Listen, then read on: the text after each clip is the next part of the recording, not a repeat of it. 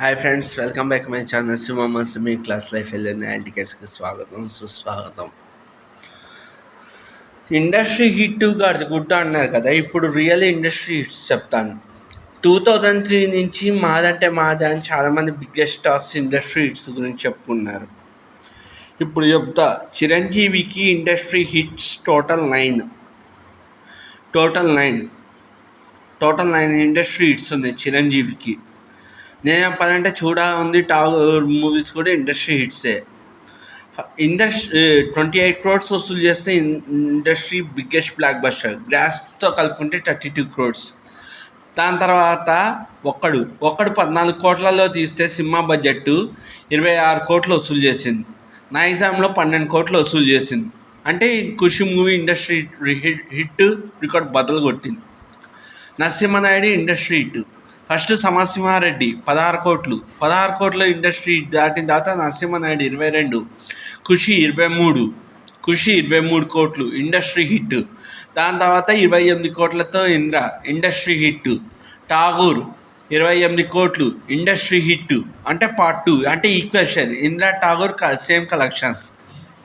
26 కోట్లు ఒక్కడు. ఈ సింహాద్రి 26 కోట్లు. 26 కోట్లు.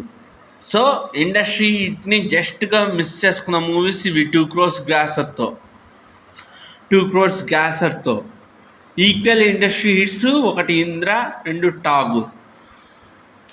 దాని తర్వాత Pokiri 36 crores total 36 crores, gross 4 crores, total 40 crores. Gross అంటే ఏది? ఈ కార్ పార్కింగ్, బైకుల పార్కింగ్, లోపల ఐస్ క్రీమ్ పార్కింగ్, క్యాంటీన్, ఇవన్నీ కలుపుకుంటే అది. దాని తర్వాత ఏమొచ్చు మగధీర 72. మగధీర తర్వాత అత్తారింటికి దారేది 86. పవన్ కళ్యాణ్కి 2 ఇండస్ట్రీ హిట్స్, ఒక బ్లాక్ బస్టర్.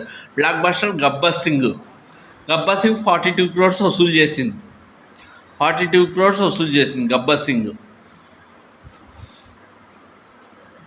అది ఇండస్ట్రీ అంటే హిట్ అంటారు.